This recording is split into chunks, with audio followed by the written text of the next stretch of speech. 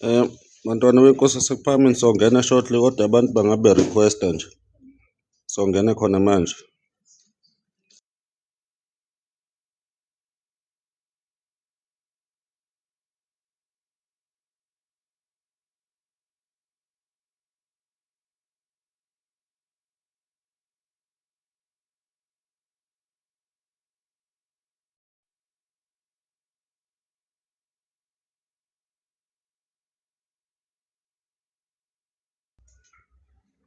Ngiyacela nje abafowethu bangene berequesta. Sizongena nje kungakadluli isikhathi esingakanani. Ngisalinde amaqhawe kaShembe ukuba ajoyine nawo. Yeah, so ngizocela nje ukuthi abantu bebe requesta.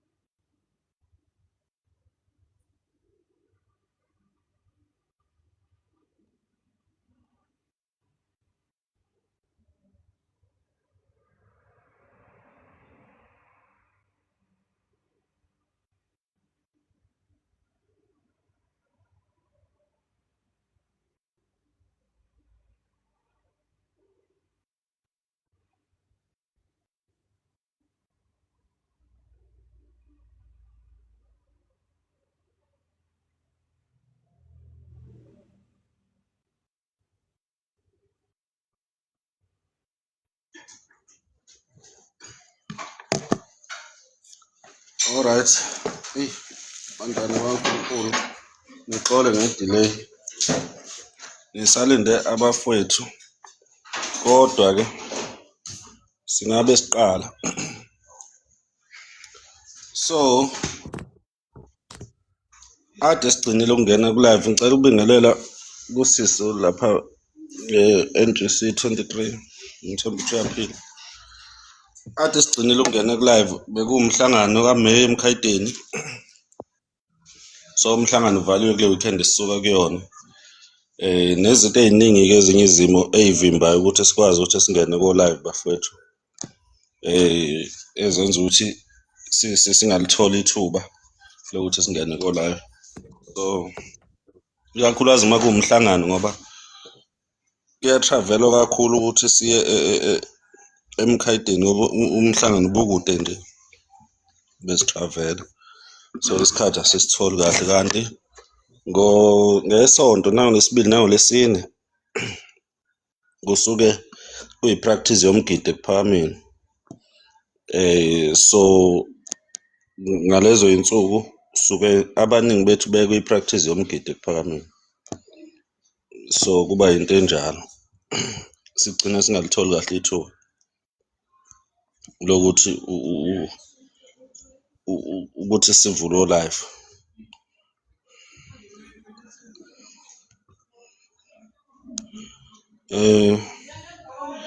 Bafowethu thina ama-rules ethu asimple-ke nje ukuhloniphana, singayitholi sekukhona indlela yokuthi khona umuntu omdala singamhloniphi.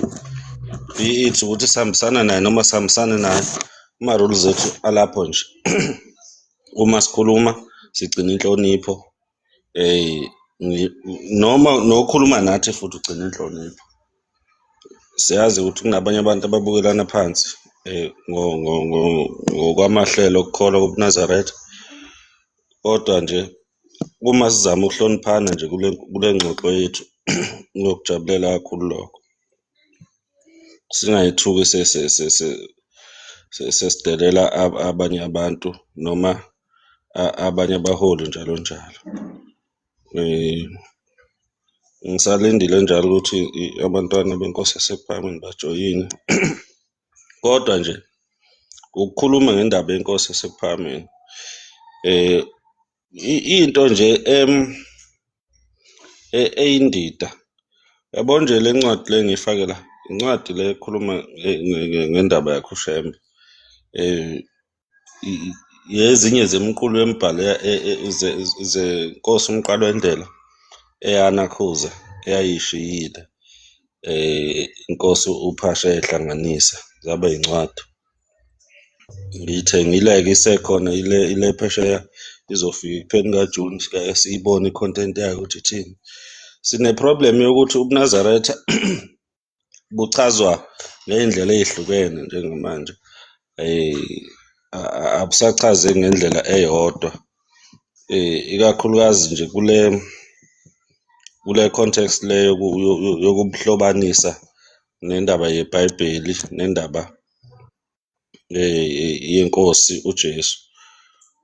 So ezinye zezinto lezo sesithanda ukuthi ngokwaseKuphakameni ayini siveze ukuthi thina baseKuphakameni simiphi endabeni yento kanjalo, endabeni yobuNazaretha nendaba yeBhayibheli, endabeni yobuNazaretha nendaba yenkosi uJesu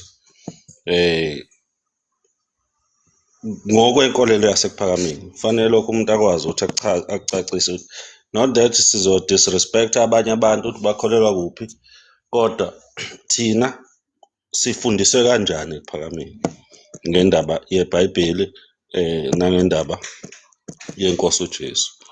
Ezinye zezinto lezi esifisayo ukuthi sidlule kuzona. Nokunye okuningi nje bafowethu ney'ndaba zayo inkosi yaseKuphakameni eyasenzela khona neyasifundisa khona. Izinto ey'njengalezo sifisa ukuthi siyikhulume.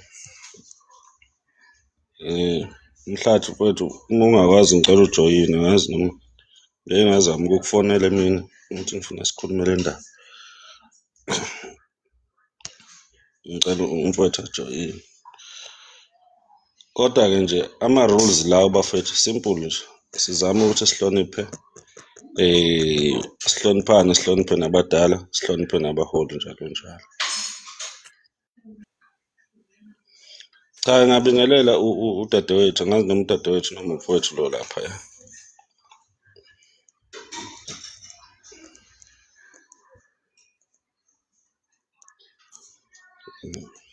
Ngathi uyasaba ukukhuluma lo mntwana. So bafowethu, ukucacisa nje ngendaba yethu eKuphakameni, ithi inkosi yaseKuphakameni inkosi uPhasha thina maNazaretha akukho nokukodwa eBhayibhelini thina esingamiswa ngakho ukuthi singangeni ekhaya. Akukho nokukodwa esingamiswa ngakho ukuthi thina esingamaNazaretha singangeniswa lapho sibheke khona. Kodwa kunye izwi lenkosi yaseKuphakameni, imfundiso yenkosi yaseKuphakameni.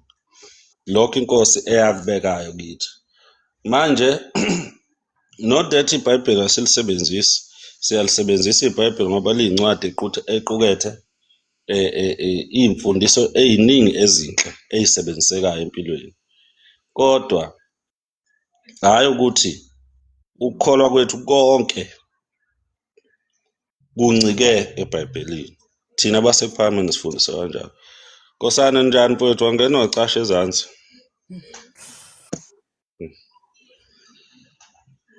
Mute. Isho njalo inkosi yaseKuphakameni ithi thina okwethu ukukholwa akuncikile ey'ntweni lezi ey'bhalwe eBhayibhelini. Uyabo? Manje noma silisebenzisa ngoba libhaliwe lapha emthandazweni wesabatha ikakhulukazi nento ey'ningi nje zikhowuthiwe, kodwa ngoba kuleyo ndawo kungamazwi enkosi yaseKuphakameni, singasho ukuthi iwona amazwi esingathi mhlampe iwona esinqunyele wona thina basePhalamende, kodwa hhayi ukuthi ukukholwa kwethu konke kuncike kulona, ngenxa yokuthi lezi zinto ey'ningi othola ukuthi zikhombisa ukuthi abantu ababengakazi kahle ngokukholwa. Khona lapho inkosi yasePhalamende ikhuluma khona ngendaba yenkosi uJesu ukuthi yenza iwayini ukuze abantu bephuze, nayo yaphuza kanye nabo iwayini. Ibuza-ke inkosi ukuthi iNazaretha liyaphuza ntshwala, uyabo, okukhombisa ukuthi ngaleso sikhathi imfundiso yobuNazaretha yayingakapheleli mhlawumbe, kodwa futhi hhayi ukuthi engakapheleli, ngoba khona la khona encwadini yaLevi la kukhulunywa khona ngendaba yokuthi laba yini abayenzise amaNaziri ayingcwele eyisono. Kubalwa nayo indaba yokwaphuzisa utshwala amaNazaretha kuleyo ncwadi. Sengiyikhohliwe ukuthi yona yiphi, ngazi noma nzimande uzoyikhumbula mfethu. Le ncwadi la khona kubalwa khona izono ezenziwe yilaba abafundisayo, uyabona.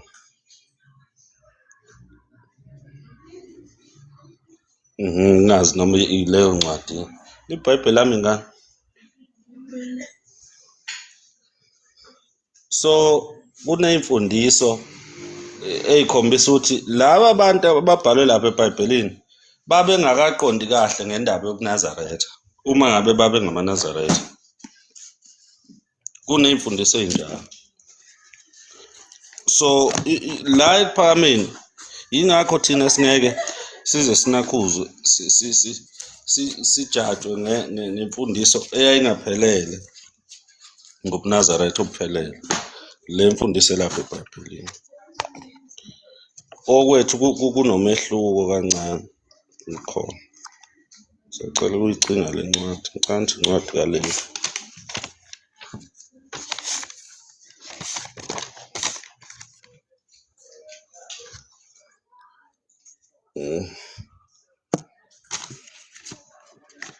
Nzimande, yabo le ncwadi le mfethu ngiyithengile le, kunelinye iqhawe elisebenza phesheya elizongibuyela nayo manje ngoJuni nje, ilapha nje phesheya eNew York kwenye insizwa. Kade ngangiyifuna le ncwadi, khumbulahle ngangisafunda isikole ngiyifuna, ngize ngayithola manje kwa-Amazon nje. Makwazi njani mfowethu? Sikhona biyela njani ba?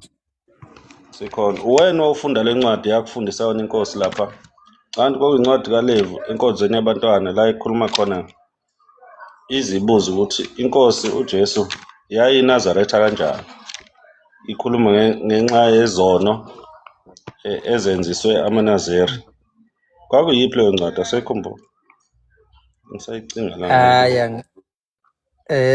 Ayi angisakhumbuli. Angisakhumbuli bafo. Kodwa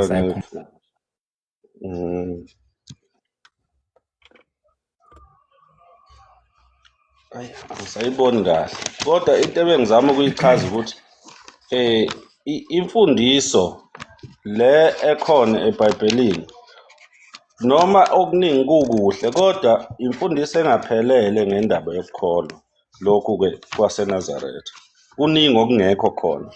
Yingakho mhlawumbe ungazithola ukuthi inkosi izikhuluma amagama anjalo ukuthi thina basePhalameni awukho nelilodwa igama kule mfundiso yaseBhayibhelini esingamiswa ngalo.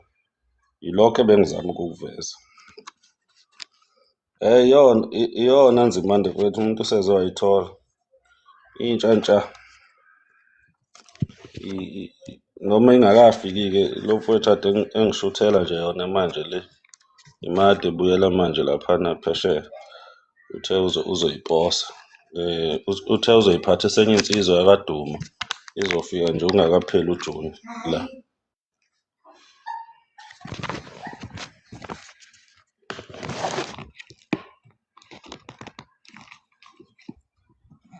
Yaphila yodwa Mhlathu.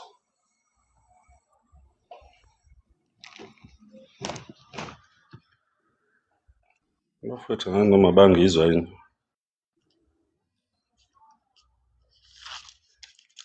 Mhlathu. Yebo mkazi, njani?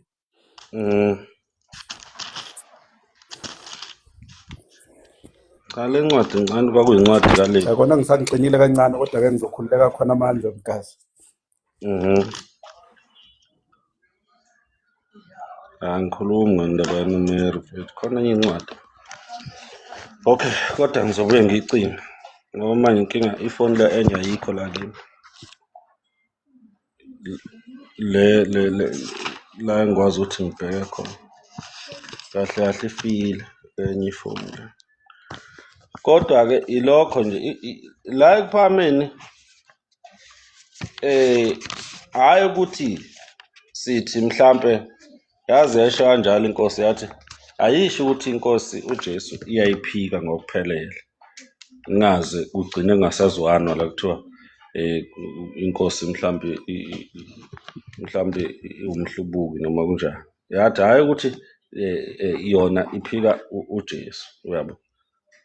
Kungaze kugcine kungazwana. Kodwa ziningi izinto ey'khombisa ukuthi uJesu wayewumuntu nje wayesafunda ngendaba yobuNazaretha engakayiqondi ngokuphelele. Uma ngabe ukuthi uyayilandela indaba yayinkosi yayingakapheleli kahle. Yingakho thina ngempela ukuthi khona amazwi kaNkulunkulu okuthiwa akhulunywe ngomlomo wakhe inkosi uJesu, lawa-ke agcine ebaleka la ehlabelelweni kuthiwa akhulunywe ngomlomo wakhe uJesu. Akuwona amazwi kodwa ayisekelo zethu thina baseNazaretha. Yileyo ndaba nje bafowethu ebengifisa ukuthi sithi ukuyikhuluma. Ulo mfowethu ngibona lokho ekhatha la Magwaza. Nje mfowethu, ngicela uyasithola isihloko. Yebo ubiyela into nami nginekhesi ethi ayifani nekanzimande, ngizorequesta nje isikhashana esincane umuntu uzoba right nje maduze. Ukuthi umuntu kwi-public platform akwazi ukunishaya nobabili. Hayi ake isikhashana nje kodwa umuntu uzoba right bafu. Enilunge-ke bafowethu. Angazi noNzimandela umfowethu Cebo naye uthe ufuna ukuhlala alalela, kanti topic le abanye abantu esiye sayikhuluma kabanzi nabo, indaba yobuNazaretha nendaba yeBhayibheli, nendaba yobuNazaretha nendaba yenkosi uJesu. Siye sathi ukuyixoxa kabanzi nabo oNzimande lapha ekuphakameni nensizwa le yakwaJali. Siye sathi ukuthi ukugxila kuyona le topic. In fact khona ngisho iy'ncwadi inkosi yasekuphakameni yathi recommend yathi asoyifunda ukutholisisa kahle ngendaba yenkosi uJesu. Yaphinde khona even ama-YouTube videos eyathi inkosi asiwabheke. Angazi noma ukuthi nje leyo ndawo kakhulukazi Mhlathu bengithi ngimdinga kuyona. Uyawazi lawo ma-video Nzimande? Eyayithi inkosi asiwabheke lapha ku-YouTube. Hayi lutho mkazi, lutho. Akhona kulenye ifoni khona abelungu base-America inkosi. No, it's fine, ngizonakhuza wesisi. Uma siwuqeda ulive la ngizokwazi ukuthi ngiwathola. Yathi inkosi asibuke laba belungu laba abenze research ngayo uJesu, yabo. Yathi kungcono mhlawumbe masibuka bona ngoba bona mostly ba-ama-scholars, uyabo. Benze i-research e-deep ngendaba yakho uJesu. So kanti ngizowashare la ukuthi nakho awumcele phela uNakhuza asiphe lawo mavidiyo lawo ngoba abantu bangawa-check-a nje namanje la khona kukhulunywa khona indaba yakhe Nkosi uJesu. Wena Njinji lapho osaqaleke khona. Iyazi umgazi ukuthi sengisikhathi eside ngangingayikhumbuli into enjalo. Ukuphela ukuthola igama lalawa ama-scholars ngiyakhumbula nje nama-titles alezo ncwadi lezo. Yes. Hayi khona nje eyayithi angazi how Jesus became God, something like that nje. Namanye-ke ama-titles but labo bantu benza vele ucwaningo ngoJesu ukuthi uJesu izinto zishintshwe kanjani, lo Jesu esinikezwe yena yabo ukanjani, ngena oweqiniso and all those things. Ngiyakhumbula loo nto endala nje. Nami ngathi kuyibuka kancane kodwa ngangagxila kakhulu kuyona ngoba it was too much. Yabo yayiningi into kwakumele ukuthi uyinikele ngempela ukuthi uyayifunda leya nto. Yabo but ngizozama ukuthola mhlawumbe kodwa ngokuhamba kwesikhathi ngibuyele kuwo. Yes. Uthi ukwethu it was too much. Indeed it was. Shintsha ukholo lakho.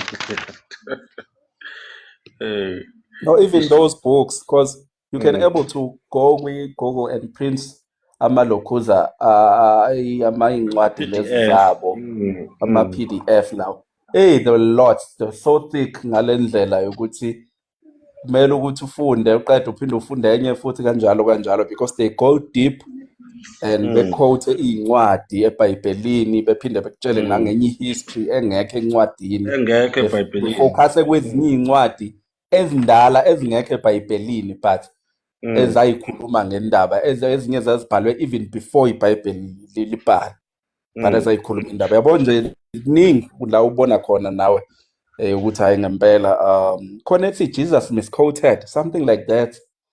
Kuhlukene nje ama-titles maningi. Manje ugcina ubona ukuthi uma ethi Shembe thina kwethu ukukholwa ngeke kuze noma angeke thina simiswe nangalilodwa igama elibhalwe eBhayibhelini. Ingoba ngempela le ndaba elapha eBhayibhelini indaba eyakhandwa ngenhloso thizeni nje. Mhlambe esingakubeka kucaca ukuthi ukuze kuzuzwe iy'ngqondo zethu zikholelwe kulokho ababethanda ukuthi sikholelwe kukhona. Uma sikholelwa thina kulokhu okukhulunywa uShembe kuphela, ngempela mhlambe yikhona okungcono ngoba siyakwazi ukuthi sithi kuvela kuShembe. Ngoba lokho okuvela eBhayibhelini ugcina uma uthola nomlando ubuyele eBhayibhelini umsuka wale iBhayibheli ubone ukuthi no, ngempela akuyona into ongazi ukuthi ungakholelwa kuyona le. Impilo yakho yonke uyincikise kuyo. Ithi enye insizwa masikhuluma la ithi yona kusho ukuthi ingavele idideke iphele yona uma kuthiwa khona uNkulunkulu omunye ngaphandle koNkulunkulu weBhayibheli lo esamnikwa ngeBhayibheli. Uma ngathiwa isesontweni ngayazi nokuthi ngathandaza ithini ngoba umthandazo wayo uncike kuNkulunkulu waseBhayibhelini. Okuyinto-ke ebuhlungu ngathi ukuthi ngempela mhlawumbe akekho nomunye uNkulunkulu esingathi sake sezwa ngaye ngaphandle koNkulunkulu weBhayibheli. Before iBhayibheli lifike kusho wayengekho. Yafowethu. Ngese mfethu ngaze ngikhohle kule nto oyikhulumayo kwekhwani nje. Ukuthi ngikhunjuzwa indaba le njengoba uthi ngempela ayikho into njengoba inkosi uthi yayikhuluma ukuthi ayikho ngempela into esiyoboshwa ngayo eqhamuka encwadini eBhayibhelini ngoba lezi zinto kwahlalwa phansi zalokhuza zahlelwa ukuthi kumele zibe kanje. Ukuthi ngikhumbula one of into ekhulumayo kule ncwadi enye ethi how Jesus became God. I think ititle yayisho kanjalo. Kuhambe kufike kule ndawo le ye-Council of Nicaea. I think uyayikhumbula. La kwahlala khona umhlangano. I think eRome or whatever, I don't know ukuthi kuphi la kwakuhleli khona, but the Council of Nicaea la kukhona okwakuhlengwe khona umhlangano la kwadecide khona kwavotwa ukuthi uJesu sizomlokhuza. I think kwakukhulunywa nge-Trinity yakhe and also kwase kuphuma nalento le yokuthi hayi sizothi abame ngapha bathi abathi sizothi uNkulunkulu, abanye beyaphume ngapha bathi yabo, kwangathi kwavotwa ukuze kuphunywe kule decision, kuphume ne-decision le ekhona eyandile egcwele umhlaba wonke. Bakhotha lezo zinto zonke-ke labo ukuthi no, this thing was planned, yabo. Kwahlala phansi kwalokhuzwa ngendaba kaJesu ukuthi uzokwakhiwa, uzoba nje ukuze emhlabeni abe khona. I think abantu futhi they can refer to those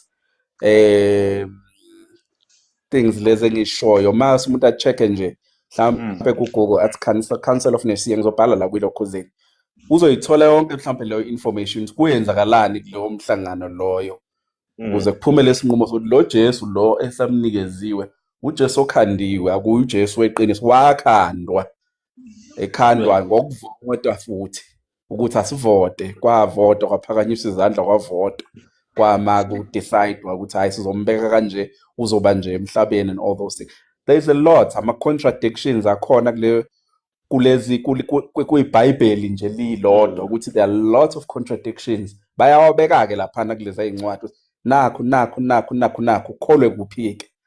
There's a lot, but anyway, kulungile mkazi, ngizoma lapha. Ubhale lapho nge-council ukuze abantu bezokwazi ukuthi beyisearch ngale ku-Google, bebone ukuthi kahle yakhandwa nini, for what, le kwaba yona yahlanganisa iBhayibheli, ikakhulukazi iy'ncwadi lezi zeTestament Elisha. Baba Manzini, ukumute mfowethu, abafowethu la.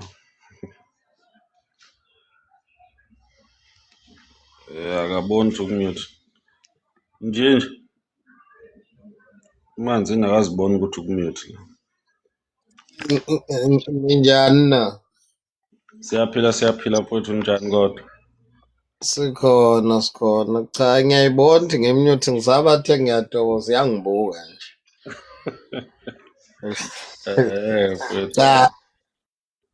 Cha kodwa ngoba nakho ngisafika ngizoke ngiqale ngilalele nje.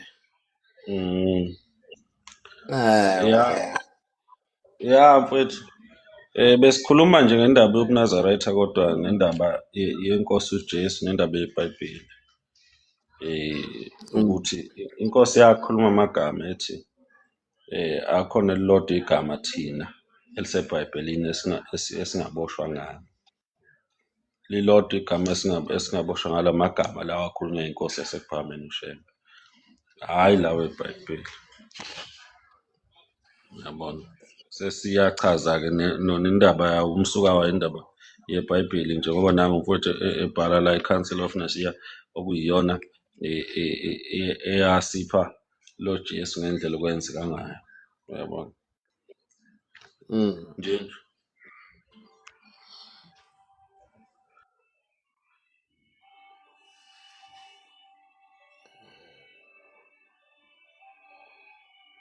Magwaza ukhona mfowethu, wenzala?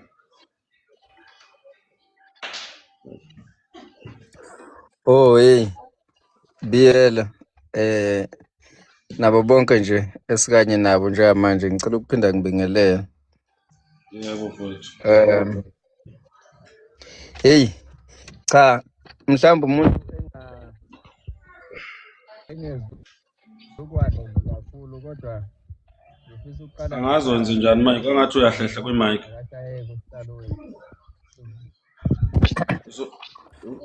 Ngiyezwakala njengamanje. Ya. I-network yona ayivumi kahle umuntu lapha ekhona. Kodwa bengisathi-ke angazi ngiyezwakala. Yes mfowethu, uzwakala kahle manje, uzwakala kahle. Cha, bengisathi ngiyakhala khona, sithe sizumekile kakhulu ngalesi sihloko because sona isihloko esidinga ukuthi masizokhuluma kusona kube ukuthi umuntu ubuye wayibuyekeza noma walibuyekeza ucwaningo noma siqale senze ucwaningo kabusha. Yabona nje kade ngibhala la ngoba ngiyakhumbula we learned a lot kulama video nenye incwadi eyayibhalwe lo nangumlungu lo uBart Ehrman, uyabo. Omunye wabantu abayikhuluma kakhulu indaba ye-Christianity kanye nevangeli nje likaJesu uqobo. Nakhona la ekade uNzimande ethinta khona ukuthi yayiqale kanjani le ndaba yonke because ningixole leyo umuntu usuke emkhuhlaneni onzima. Ukuphawula nje kafushane kulokhu okade kuthintwa uNzimande. Lento it goes back to ulokhuzana uConstantine. Angazi ngicabanga ukuthi mhlambe abaningi bayayazi indaba yakhe because cishe uyena umuntu owakwazi ukuthi aformalize lento elokhuzana aformalize iBhayibheli ngenhloso yokuthi kuhlangane ilokhuzana, kuhlanganiswa isizwe cause lento isuka muva, yena isuka kude kakhulu la azohlanganisa leli Bible nje khona kwakade ungalinganisa nje ukuthi abantu laba ababekade bebanga izwe cause khona omunye umuntu la ngiyalibala igama lakhe okwakuyena ayilwisana naye. Uma esemnqobile uyamnqoba kodwa lisakhona leli qeqebana elimesekayo. Yena njengamanje ufuna ukuthi ke abantu abalokhuze ababuke impilo nje ngeselilodwa. That is how ilokhuzana that is when they started conceptualizing ilokhuzana iBhayibheli ukuze kuzoba khona into ezohlanganisa abantu. Kuningi ke okwenzeka kuzoze kuhambe kuze kufike uma selenziwe iBhayibheli kuqale kuqhakanjiswe indaba yokukhonza ngesonto. Ngiyacabanga ukuthi lento yenzeke, there was a decree eyakhishwa ulokhuzana khona lapha uConstantine eyayikhuluma ngalolu suku because lokhu ngikusho ngoba it's one of izinto esake sayinikwa inkosi yaseKuphameni as i-study ukuthi let's go and research. Angazi ngathi khona inkosi yaseKuphameni yake yasithuma at one point ukuthi sihambe siyokwenza i-research ngokuthi kwenzeka kanjani because if you read the Bible uyabona la makhulunywa ngosuku lokudumisa uNkulunkulu ukhulunywa ngeSabatha throughout. Makhulunywa nje ngosuku lokudumisa uNkulunkulu. Then inkosi ask ukuthi how did it happen ukuthi lolu suku leSabatha luphume emabandleni even kuyona iChristianity whereas kungabantu laba abathi bangabalandeli bakaJesu. Uma sikhuluma le nkulumo kona ngiyathanda ukuqala bathi ngikuphawule lokhu ukuthi akunhloso yokugxeka amabandla noma ukulwa nezinhlelo ezithile zabantu abakhonza uNkulunkulu, kodwa kungesimo sokuzama ukukhanyiselana ezintweni nje eziningi ngoba abanye kuyenzeka ukuthi ngempela abaze bezwe lutho olunye oluseceleni outside of iBhayibheli. Manje ke ngiphawula kulokho ngoba nakho isihloko esipheyi kwaso njengamanje. So inkosi ke uma esibuze lapho sahamba ke ukuyobheka ucwaningo, then that is where size sifika la endabeni yale decree le eyakhishwa ngonyaka loka 325 eyayichaza ukuthi ukuthi kwenze kanjani ukuthi lolu suku lwangeSabatha liphele bese kukhonzwa ngesonto. Lento yezeki inezinto ezinye ezingamahlazo because mawuthi uyalandela kahle lolu suku lwesonto ukuthi liqhamukaphi, lusuka esithixweni saseBhabhilona ekwakuthiwa uSun God esasikhonzwa ngelanga langesonto. So uConstantine yena qobo lwakhe uqhamuka kulolo libo lwabantu ababekhonza izithixo baseBhabhilona. Lolu suku lwangesonto into abayaziyo, even though it had nothing to do noNkulunkulu ngaleso sikhathi, kwakuyithixo nje zabo. Kodwa ngesikhathi ke sekuhlanganiswa okwakuhlanganiswa kwagcina ke sekuba yilolu suku ke manje oselichunyiswa lolu esabathala seliphela. Yahlanganiswa kanjalo indaba njengoba kuze kwakheka nani angathi kuze kuhlotshaniswe nale ndaba ukuthi uJesu wakhothama noma wabethelwa ngoLwesihlanu waze wakhushuka ngelanga langesonto, okuyisikhathi laba babehamba beyombheka lapha ayikade ebekwe khona bangabe samfica sekuthiwa sekushukile. Uyabo? So kwasiqala ke isichibiyelwa le ndaba isihlanganisa ukuthi kahle kahle nalo usuku okuyilona esilidingayo. Kodwa njengoba ngisho ngithi ngiyakha nje phezulu ngoba isihloko umuntu wakwasilandela, kodwa njengamanje angisenawo ama references aproper kule ndaba engikhuluma ngayo. Mhlawumbe umuntu engabuya ngesinye isikhathi uma ngabe isikho sengikwazile ukuthi mhlawumbe umuntu akathi ukulibuyekeza kahle ucwaninga umuntu ayilenzile ngaleso sikhathi. Ngizocela ukuthi ke ngime la okwamanje. Ngibonga ithuba menziwe. Hayi, siyabonga mfethu. Yona itopic le edinga ukuthi si-revisit noma uthi uyikhuluma ubuvula i-laptop phambi kwakho ukuze kubuye izinto inkosi yasinikeza zona, ngoba noma umuntu bekungahlelekanga ukuthi kukhulumeke kugxileke kukho kangaka. Kodwa-ke umuntu into azama ukuyicacisa ukuthi ukukholwa kwasekuphakameni akuncikile ngokuphelele eBhayibhelini. Uyabo? Ileyo nto nje umuntu azama ukuyicacisa basically. Uyabo? Ngoba ikakhulukazi ngalesikhathi sekufonywa iChristianity kwakuyi-decision njengoba besho nje mfethu, kwakuyama-decisions amavoti abantu. Khona omunye umuntu wathi into elapha eBhayibhelini into yabantu abanomoya oyingcwele, kwakuwamazwi kaNkulunkulu. Inkosi yake yaze yakhuluma ngokuthi uMose ngalesikhathi ebuya entabeni ukothatha imithetho kaNkulunkulu, wafika lapha abantu sebekhanda iy'thixo zabo sebekhonza zona iy'thixo. Waye umuntu wayenolaka wacasuka waphihliza phansi amatshe lawo wayebhale kuwona, aphihlika phansi lawo matshe. Yena wawuyisa ukuthi ayesibuye sehlanganiswa kanjani-ke after, ngoba asizi ukuthi wabuyela wayithatha kabusha imithetho. Uyabo? Mhlawumbe wakhumbula lo 10 okukhulunywa ngawo. Uyabo? Asazi. Uyabona? Manzina noma usuyayibamba mfowethu.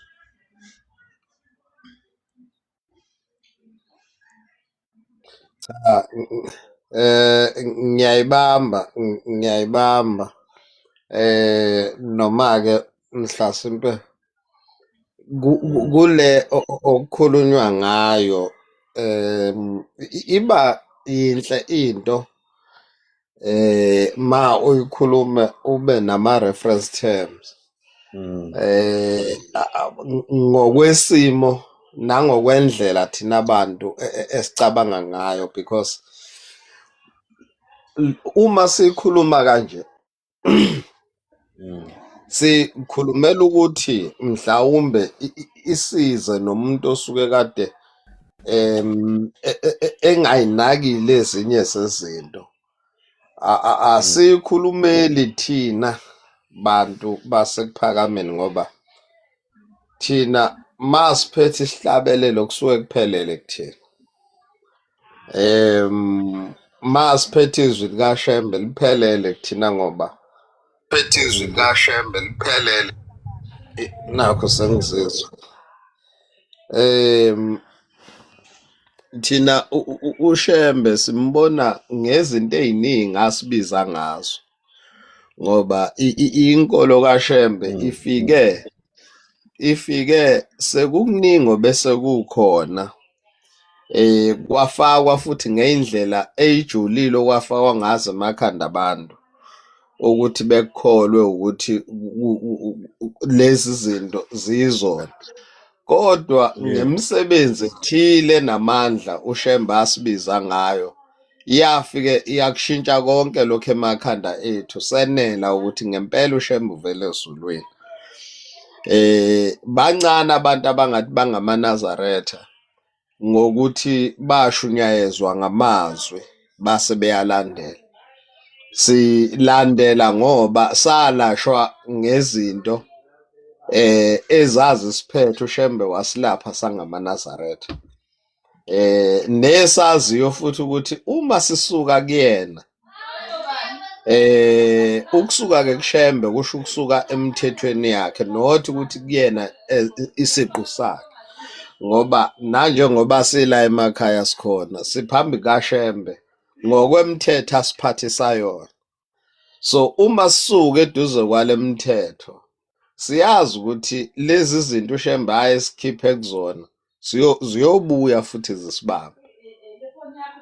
So asimboni-ke thina ngamehlo encwadi ukuchaza lokho okuchazwayo, sikuchazela umuntu ongenayo le understanding ne-feeling thina esinayo, ngoba sithema simlandela sayenza futhi research, ngoba mawuke wakhululeka engqondweni ziningi izinto oyibonayo ukuthi no aziyenzi sense. Mawuke nje wakhululeka engqondweni akudingi nanokuthi uze wenze a deep research ukuthola ukuthi lento imi kanjani. For example, umlungu ngesikhathi efika la bathi ngo-1652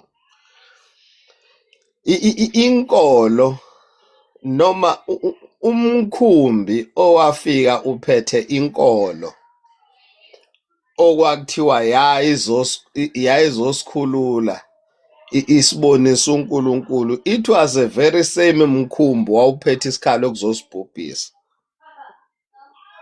Iqala lapho nje ukuthi laba bantu ngesikhathi befika besibulala, ngoba phela abantu inqwaba yabantu okubalwa ukuthi bafa bebulawa abelungu ngesikhathi nabafika ngaso. Laba babeshumayela iBhayibheli babehamba nabo laba abasibulala. Uphi pho wayekuphi lo nkulunkulu ngaleso sikhathi? Umbuzo-ke uthi uma uNkulunkulu efika, njengoba sishunyayezwa kuthiwa ma uNkulunkulu efika nimamukela nigcina imithetho yakhe, uyakwazi ukuthi anivikele anikhulise nibe isizwe esikhulu ninqobe izizwe. Ma ufunda nje iBhayibheli it's all about that. Nezimpi eziningi ezaliwa it was along those lines. Now uma umlungu efika esinikeza iBhayibheli, uma kuwukuthi laliqinisile noma bona babeqinisile ngababekusho, babethi sizothi singalimukela sibe namandla okunqoba bani bona. Awuzwa lo mbuzo Nzimande. Sengwayo. Uzwa kahle. Uzwa kahle. Sengwakala bhuti. Uyabona nje nqese emanzini ukunezelela kuleli gama olushoyo. Isimanga indaba kancane nje, but isimanga indaba yabelungu ngempela ukuthi ma befika naleli Bhayibheli lifika nalento ekuthiwa ama-10 Commandments, imithetho le yishumi le abathi basifikela nabo bafika noNkulunkulu phe kwethu. Oqala nje yiyo le ukuthi ungebi, ungabulali, kunemithetho enjalo, kodwa yibona abantu bokuqala bafika benza leyo nto kithi thina abantu abamnyama. Uma babefika noNkulunkulu ngempela phezu kwethu, kwenziwa yini pho kuthi le mithetho thina abathi asiyigcine eseBhayibhelini kube yibona oqala babayiphula, ngoba abafike babulala abantu abamnyama la, siyakwazi lokho. Bafike beba umhlaba wobabamkhulu, siyakwazi lokho. Ezinye izinto ezibhaliwe eBhayibhelini kuthiwa isiceba singangena ezulwini, bona kodwa bacebile, basacebile namhlanje umhlaba basawuphethe nani. Kodwa uyabona ukuthi izinto lezi zazenzela ukuthi kuphucwe thina ukuze sisale thina singenalutho bese beyayithatha lezi zinto ziba ngakubona. Nobody questions that. Ukuthi guys, how come ukuthi nifike nento enje? Yithina sesisele nale ncwadi naleli Bible nale mthetho, but nina not even one yale mthetho enigcinayo. Instead nayiphula yonke. Pho mina mamana nisilethele uNkulunkulu. Onjani uNkulunkulu lo? Lokho nje manje incese ukuphazamisa ungaqhubeka. Cha maqhawe usengaqhubeka omunye. Bengithi ngiveza kuleyo ndawo nje ukuthi ma uyikhuluma le ndaba inhle yona uyikhulume ngama reference point, but ke ma ukhululekile engqondweni ithi inkosi into enkulu kumuntu ukuthi akhululeke engqondweni kunokukhululeka enyameni, ngoba ma ukhululeke engqondweni kukhona ithuba lokuthi ungakhona ukubona ukuthi ucindezelekile ebese ucabanga ukuthi ungenze njani ukuze uyikhulule. So ezinye izinto ukwazi ukuyibona kahle ma ukhululekile engqondweni.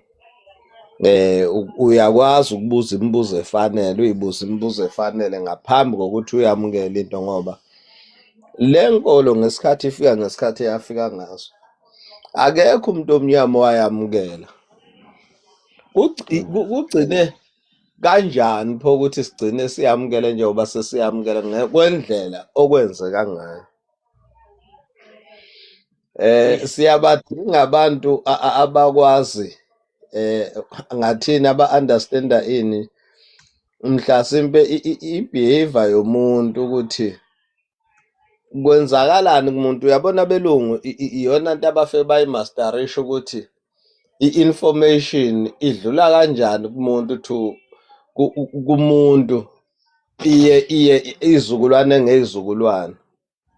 Mningi umonakalo owenzakalayo ngenxa yaleso sizathu sokuthi abelungu bayimasterisha lo.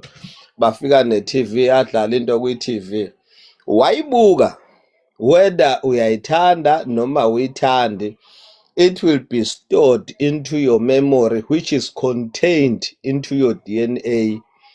In your generation ezayo bayobe sebebone ngathi bayayi-understanda ngisho noma bengayi-understand, sebeyibone ngathi uthi into efanele noma ngabe kuthiwa ayifanele.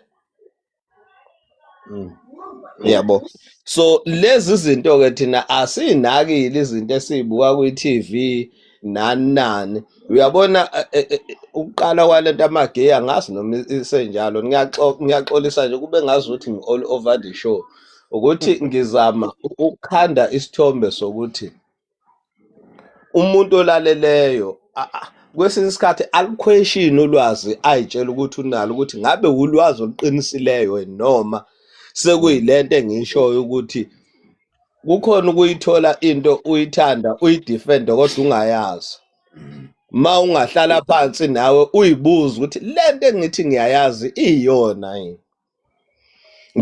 Ngizama ucreate that awareness.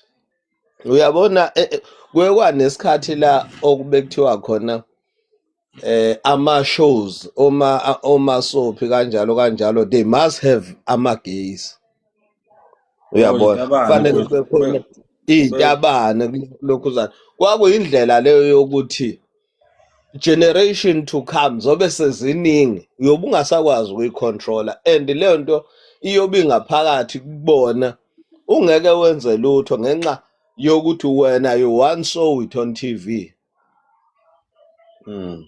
Then yasidluliseka kwi-generation to generation. If izinto ezifana nalezi singakakwazi ukuzenza ukuyinaka, siyoba ne-problem efanayo nale esibhekene nayo yeBhayibheli yokuthi abantu awusakwazi ukubatshela. Ma uqala nje ubuza imibuzo, first thing uba defensive, ungazi ukuthi uhlasela inkolo kanti ubuza umbuzo genuinely because unento yokuthi isiphila ngaphakathi ngendlela eyafakwa ngayo.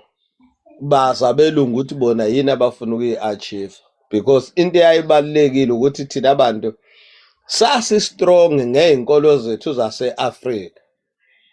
Base bebona ukuthi ukuze besisuse emandleni esasinawo, akuvele lezi inkolo ezizosisusa ey'mpandeni zethu. Namhlanje ngeke usabatshela abantu, kodwa mhla sibe ngelinye ilanga njengoba sikhuluma nje, umuntu nomuntu osilaleleyo uzoke aliquestion ulwazi analo. Uyabona nje emanzini indaba yethu okwamukela inkolo la kuleli zwe la ngapha ezansi until iminyaka recent kakhulu ama-1652s uma khulunywa ngendaba yoJesu obani AD, uyabona uma thina emva kweminyaka eyayisingazi iy'nkulungwane ey'ngaki kuze kufike ku-1650 52 la khona kufika abamhlophe la kuleli zwe, kuyima thina sizozwa ngale yasisishintshwe kangakanani ngoba singayifela nje namhlanje. Into eyiqiniso esiyibonile sayizwa yiwushembe. Yebo Makhwazo, ngazi noma Makhwazo bengeke. Ncese Bukazi. Ncese. Cha bengithi mina nanokuthi sasihlushwe yini before befike bona kodwa lapho sasihlupheke khona. Sasingahluphekile, sasingadingi lutho. Exactly manzini. Kodwa ngithi uyabona ukuthi nenye into okufanele siyibukisise ukuthi uma kuthiwa umuntu ukhululekile, yini inkululeko? Ngoba phela isona zinto eyiveza inhlalakahle yabantu. Ngeke ukuthi ukhululekile ungas-own isikhathi. Before kufika umlungu, umuntu ube-own isikhathi, ubeyilawula ukuthi ngizokhushwa ngasikhathi sini, ngiyosebenza ngasikhathi sini emasimini akhe. Uzoyikhipha nini yena emasimini akhe abuye enzeni. Namhlanje ngisho noma bekuthiwa uqashiwe, usebenza kahle, uhola malini, but you don't own isikhathi to enjoy lezi zinto zakho othi unazo. Inkululeko yokwenzani pho? Hey, bafowethu uHlangaleza azange abingelele. Yebo nje. Ungile ngabingelela uHlangalezwe ngisazobuyela enziwe. Ngibingelele Maqhawe Zulu. Amen. Ngiyathokoza ukuba cha Maqhawe Zulu ngisalalela nje ake ikhuluma insizwa cha ziza kahle kakhulu. Amen. Siyabonga Nyembosa. Hayi buya Magwaza mfowethu. Yebo mkazi. Cha mina bengithanda ukuhlehla kancane kunendawana oyithintile. Omunye futhi kade sephinde ekhuluma ngayo ukuthi yebo kabelungu sebefikile la. Ungakanani kulokushintshwa kunale version nale version yelokhuzana yeBhayibheli. Kodwa ke kunephuzu lelo khulume ngalo ukuthi uMose wathi mayebuya entanto sebengenokuhlubuka sebezakhela izithixo ephethe wona amalokhuzana ephethe wona umthetho wawusuyonakala ngokuthi kwabe sekulimala lamatshe ayiwaphethe. Kodwa ke ngoba yena wayesaphila mhlawumbe singamnika i-benefit of the doubt ukuthi mhlawumbe wabuye wayokhuleka uNkulunkulu wakwazi ukuthola lo mthetho wawusuqhubeka ulotshwa phansi angazi. Kodwa la engiyakhona kufanele sikhulume lento ukuthi kunesikhathi mhlambe ngicabanga ukuthi iminyaka engaphezulu kwenkulungwane la kwaqale umubuka igap phakathi kwalokhuzana kusuka le kuAbraham kuze koMose kuzoze kufike la kuJesu kunesikhala esikhulu kakhulu iminyaka. Into eyenzekile ngicabanga ukuthi abantu bayazi abantu nje abalifundayo iBhayibheli siyayazi kunencwadi kaNehemiya neka Ezra. Iy'ncwadi lezo ngathi incwadi eyodwa. Kodwa la engizoya khona ngizoya kakhulu ngigxila kuNehemiya ngoba uNehemiya uyena owahamba waqala wathandaza uNkulunkulu. Wayeseyocela enkosini eyayibathumbile. Ecela ukuthi ahamba ayokhushukisa lo muzi waka-Israyeli iJerusalema leli laselikade lichithiwe. Into eyenzeka umuzi kaNkulunkulu washiswa. Wafohlwa izitha zawushisa ishiswa inkosi yasePeresiya ngoba kwaba yiwona amaPersian angenayo afika azolokhuza. Afohla umuzi kaNkulunkulu ngoba beziningi kakhulu izimpi ebeyiliwa esikhathini esiphambili. Bathe uma sebewufohlile lo muzi kwathathwa zonke izinto. Kwathathwa zonke izinto. Lezi incwadi ke ezayithathwa njengey'ncwadi ey'ngcwele zashiswa zonke. Akusalanga nayinye. uNehemiya wayikhala ethandaza uNkulunkulu azathi engadla kanjani umuzi kaNkulunkulu uphenduka ihlane. Wayeseke esenza ekuthandazeni kwakhe uNkulunkulu waze wamzwela. Kwayoqalwa phansi. Hayi ukuthi kwafike kwathiwa hayi kuthatha kwayoqalwa phansi. Uma ulandela umlando uNehemiya ufana nesizukulwane sabantu ababekade bengaphambili. Into engizama ukisho ngesikhathi kushiswa umuzi kaNkulunkulu ufohlwa. ONehemiya ngokulinganisa uma ufunda indaba yabo babefana nabantu ababesabafana. I-generation yakhe. Azakhula zabe indoda kube uye ohamba ayokhonzela imvume yokuthi kwazi ukuthi kuyovuswa umuzi kaNkulunkulu kabusha. Uma beqala ke sebewuvusa lo muzi baqala phansi yonke into. Lo mthetho lo awusekho. Sekhanjwa kubuyekezwa ukuthi kwathiwa. Uma ke sekunjalo, that is where sizoqhamuka sesiqhamuka ukuthi ke ngoKabiyela, ngoKanzimande, ngoKamagwaza, ngoKabani. Akugcinanga lapho. Izimpi eziliwe engakafiki uJesu kude kakhulu indaba kaJesu ingemuva. Laba bantu uma ulandela umlando cishe bacolonizwe kwaze kwa ikhawe inhlanu. Izizwe ezahlukahlukene into ezifikezilwe nayo kuqala umthetho kaNkulunkulu. So njengoba kunjalo la kithi. Yes, uJesu ufika nje sibondwe sashiwa ngoba uJesu uza nje yena imandate yakhe yinye eyokuthi aqoqe lo msebenzi kaNkulunkulu okwakuhlanganisa lezizwe eziyishumi 12 tribe akwa-Israyeli owawusuhlukane phakathi ngoba uhlukane emva kokuhamba kukaSolomon indodana kaDavid. Emva kokuhamba kwakhe ngesikhathi sekufanele kuhlale indodana umsebenzi uqhutshwe indodana yakhe uRehobowamu. Kwabe sekusuka iqeqebana nje elaluholwa ulokhuzana uJerobowamu okwakuyinceku kaSolomon. Kwayiyona ke esiphuma nengxenye enkulu engangokuba la madodana ayishumi kaIsrayeli awela ngapha kuJerobowamu wayeyinceku kalokhuzana owayeyinceku kaSolomon. Then kwase kusala laba babili angazi uJuda nobani laba basala lapha kwaIsrayeli. Sekuqhamuka ke lento yamaSamariya. uJesu uzohlanganisa amaSamariya kanye nabaJuda. Iwona umsebenzi wakhe lo. Ngicabanga ukuthi izinsizwa zokhumbula inkosi yayikhuluma lento izifika la ekuthenini kuthe ngisho uJesu esehamba ithi incwadi ithi wabethelwe esiphambanweni uma esebetheliwe wakhushuka ngalelo suku abathi wakhushuka ngalo wayesephila nabo izinsuku eziwu40.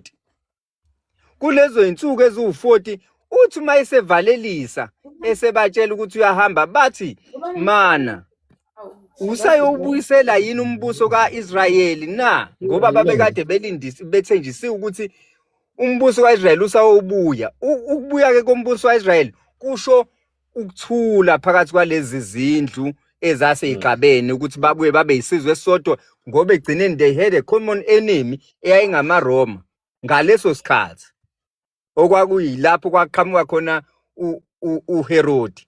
Incwadi yezenzo kuyakhuluma mhlawumbe engizama ukuliveza eyokuthi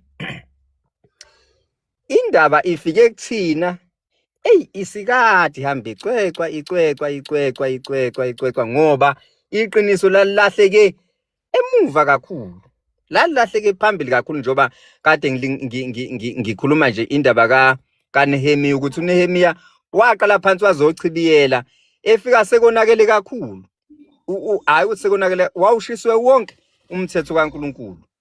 Uyabona, sekufika lapha kithi kufika nje vele ke indaba ke esikhandiwe lena kusuka lapha na kuConstantine ngoba njengoba insizwa nje kade zisho kade kukhuluma lapha uSengwayo uManzini uthi umkhumbi wawuwodwa ofika labantu uphethe uNkulunkulu ngapha uphethe inkemba. Kufanele ukuthi ke umuntu akakayibukisise kahle ukuthi kuyenzeka yini umthombo owodwa ukhipha amanzi angcolile ukhipha amanzi okuphila. Umthombo owodwa ukhipha amanzi okufa ukhipha amanzi okuphila. Asazi ukuthi kwenza kanjani kodwa ke kuyenzeka. Kodwa incwadi insizwe zake zakhuluma ngayo ka King Leopold from Belgium, King Leopold ukhuluma uthi laba abantu eniyakubo mayikhuluma nabapriesti beya lapha eLokhuzeni ngithi iKhongo uthi laba abantu eniyakubo bayamazi uNkulunkulu, ningayihluphi ngokubafundisa khona, bayazi ukuthi isona ukwenza ukuthi nokuthi ningayihluphi ngalokho, bayakwazi lokho. Bafundiseni ukuthi umbuso wezulu ungowabampofu. Umbuso wezulu ungowabampofu. Fast forward namhlanje ngeke uzomhlukanisa umuntu neBhayibheli. Umlungu ngeke umhlukanise nomhlaba. Ngicela ukwehla. Hey, bafowethu, bingelelani mfowethu Mbomvu. Ngiyacanta mfowethu bengene eshiswa indaba uManzini lapha eKhahlela. Ngumutile Mbomvu, ingane beyidlala mfowethu. Okay, Mbomvu angeni nganoma usisi nilongene lapha ezansi user. Ngicela abingelele udadewethu. Mhlambe makune point nabe efisa ukuliraise beningenele. Angazi alikhohle. Na kumute futhi so you can unmute and talk.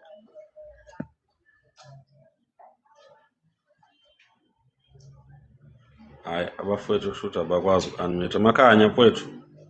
Uyazizwa insizwa? Cela ukuqala ukubingelela ngike ngafika indaba isiseyithebeni kodwa ngifika manje uba Magwaza la nisekhuluma indaba esike siyikhulume nje impela indaba yeBhayibheli leli kodwa ngicela ukuthi mhlawumbe ngike ngilalele kabanzi kodwa ngiyayizwa yona indaba ukuthi ikakhulu ngale ncwadi eBhayibheli mhlambe ke nenkolo le esanikwa yona ngikhumbuza indaba yencwadi lapha inkosi uPhasha ikhuluma indaba yezinhlangano ezazikhona lapha noma mhlambe ezisakhona nje lapha ezweni lakithi eNingizimu Afrika. Khuluma indaba yalezi inhlangano ezayiqoqa amabandla kakhulukazi lamabandla aziwa ngokuthi ama-African Independent Churches ziwaqoqe ziwahlanganise phansi kwesambulela esisodwa. Manje kithi inkosi ke la maqembu lawa asuke enamandla aphezulu lawa lapha alawulwa khona ngoba kuqala thina inkolo besinikwa ngenduku, isho njalo inkosi kuleya ncwadi manje ithanjena-ke namuhla they use a carrot stick ukuthi besifake ngaphansi kwesandla sabo kule nkolo yabo. Ngikhumbula nentshumayelo yayo inkosi uPhasha ikhuluma indaba yokuthi kuye kwafika abelungu lapha ekuphakameni befika kuyona. Bathi labelungu siyayibona-ke yonke into enhle lapha ekuphakameni niyenzayo. Indlela yenu yokudumisa uNkulunkulu, umgido, ukuhlabelela konke, kodwa nithini ngoJesu? Ithi inkosi ngase ngibona ukuthi bafuna ukuthi ngivume ukuthi anjena uJesu uwumsindisi, uJesu yikho konke, ebese beyasigwinya. Manje-ke le ndaba amaqhawe enkosi yasekuphameni ayikhulumayo angikhumbuza nje lawo mazwi, kodwa ngicela ukwehlela ngezansi ngiye ngilalela. Siyabonga bafowethu, lento iyinkinga ngoba ifana njengokuthi ngoba ade eyithinta nje ufowethu uMagwaza, eyithinta la emva kuba izizwe lezi seyihlakazekile. Kwakhona eziyishumi nalezi ezimbili ezisalayo. Nendaba kaJesu naye ngesakhe isikhathi wafika enepurpose yokuyihlanganisa njalo njalo njengokusho kwencwadi. Kodwa ilento ingenza ngibuke ukuthi ngoba kunabantu abakhuluma indaba yokuhlangana kwamaNazaretha namhlanje, abakhuluma indaba ukuthi uma kungakuhle bona bangangena ebuNazaretheni uma ngathiwa amaNazaretha ayahlangana. Ukuhlangana akakade into enhle kwabantu, kodwa uma bezohlangana ngeqiniso, ngomthetho weqiniso, manje sengabuye kuhlangana ngaphansi kwamuphi umthetho uma ubuNazaretha buhlukene kanjena namhlanje. Ngoba phela ukuhlangana kwenye indawo kuyaye kusho ukuthi khona kumele ba-compromise lokhu ababona ukuthi bebekholelwa noma abakholelwa kukho, uyabona? Kufanele kube khona abakushiyayo. Uma ngabe kufanele kushiwe neqiniso-ke kuleyo ndawo ukuze kuhlangane, yinto enhle yini ukuthi iqiniso-ke lishiwe phansi kancane ngoba lidala ukuthi kungabikho inhlangano, ukuthi abantu behlangane bezwane. Ezinye zezinto lezi eziye zifuna ukusikhathaza, hhayi ngoba siyabantu abangakuthandi ukuhlangana, kuyinto enhle ukuhlangana, kodwa kuhle ukuhlangana ekuthenini iqiniso lalonakaliphi, asilungise lapho eqinisweni. Maqhawe.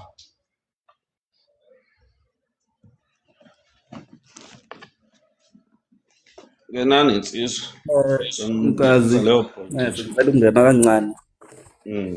Into esiyingozi mkazi, njengoba ukhuluma ngaleyo nto nje, ngicabanga ukuthi into ecishe ifane nale show uMagwaza, kodwa isishintshe ubuso njengamanje. Njengoba kade esho uMagwaza ukuthi laba bantu bakwa-Israyeli behamba belokhuza, behlaselwa, bese kuthathwa imithetho leyo kaNkulunkulu ishiswe, kuzalwe isizwe othola ukuthi sothi masizalwa leso sizwe asisayazi le mithetho le kaNkulunkulu. Sesifikelela emthethweni yalabo bantu abasuke bebacindezelile ngaleso sikhathi. I think ama-Persians, ama-Romans, babaningi nje abantu abakade ababe suke, kodwa nje abokugcina ngicabanga ukuthi amaRoma agcina ebalokhuzile, ebathumbile laba bantu bakwa-Israyeli. Manje kuzo zonke lezi zizwe lezi, njengoba zayifika nazo yifike zifake imithetho yazo phakathi kwalesizwe saka-Israyeli, zishise imithetho kaNkulunkulu eziyificile behamba ngayo. Yayilokhu ilahleka igcina ingasekho at all. Kufika nje amaRoma vele akusasele lutho kulabantu laba bakwa-Israyeli. Kwase kusele labo bantu abancane, uthola ukuthi sekusele ikhehla noma isalukazi, sithi hhayi thina sasazi kunje, kodwa sekugcwele abantu abangayazi leyo nto nabangezwa umshini. Ngiyaphina-ke ngiya la endabeni yethu yasekuphakameni, into ecishe ifane exactly, kodwa sekushintshe ubuso ngoba esikhathini samanje izimpi ayisekho. usathane ushintshe ubuso ngokuthi lento kaShembe futhi azame ukuyichitha ngokuthi ayihlukanise njengoba ubona nje ukuthi kunamabandla, ngoba ngiye ngize ngibuke kwesinye isikhathi abantu abaningi bazi ukuthi ibandla lamaNazaretha lihlukane ngalesi sikhathi elihlukane ngaso esidumile sokuthi kuphuma umkhulu omncane kwase-ke kuhlukana ibandla ngo-1977. Ibandla lamaNazaretha kukhona abantu abebehlubuka kulo even way before lokho, kusekhona yona inkosi uMqalwendlela yona yokuqala ngqa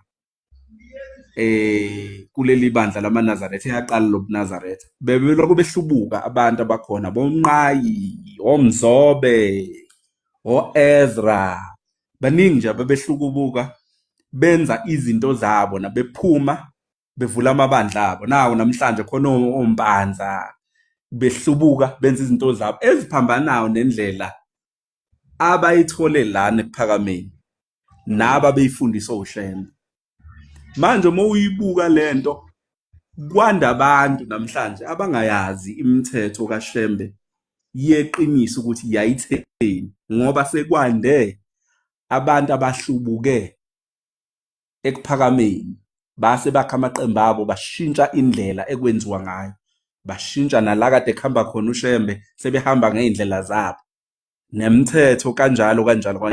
So kugcina manje sekwanda abantu manje abazokusasa okuyibona bazovumbuka bebe baningi, bavumbukele manje lo muzi wasekuPhakameni nje ububona nje. Yingakho kungamele sihlale sithule sisonge izandla, ngoba umthetho uma ubheka njengamanje noma indlela kaShembe noma inkosi uMqalwendlela eyafundisa ngayo isekuPhakameni kuphela.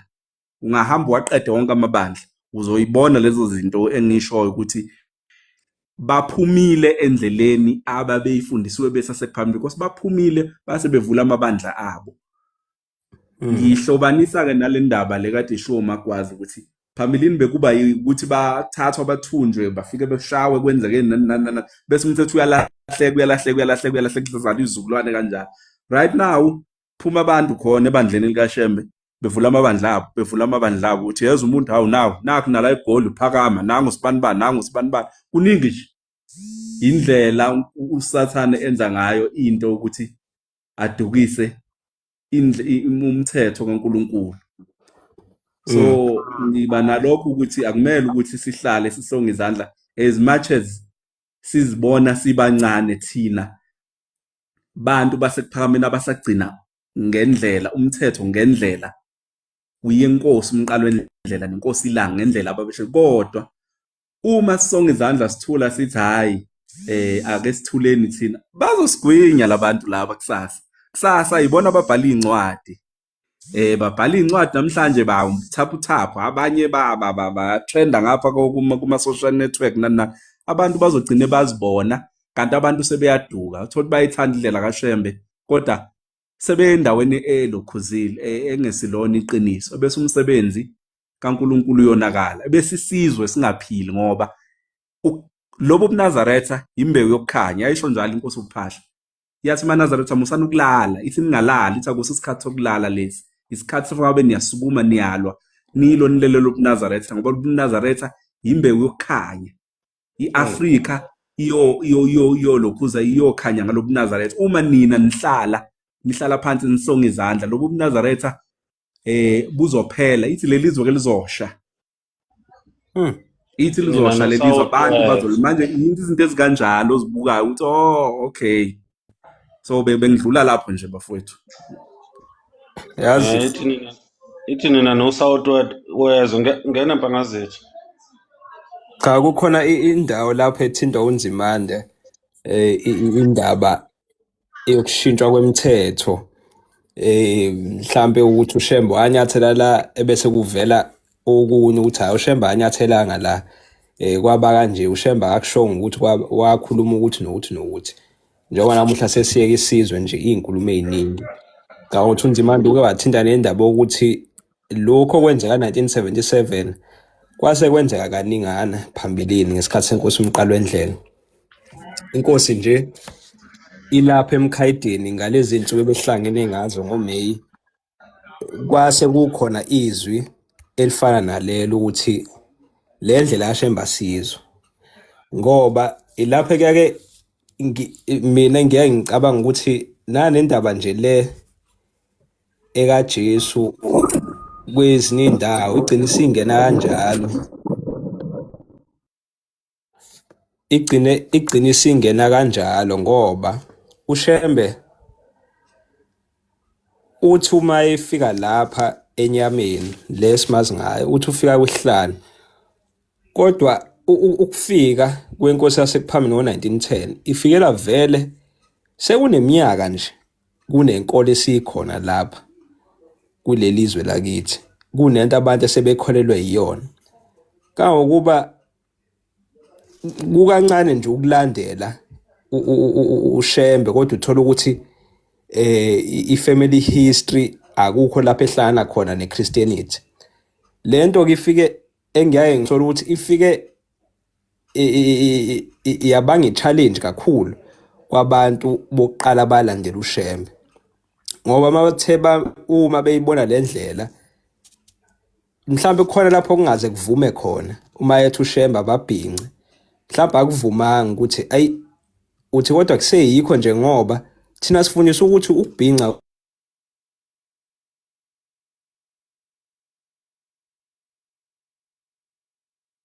ukuthi igubhu lezi asilahle.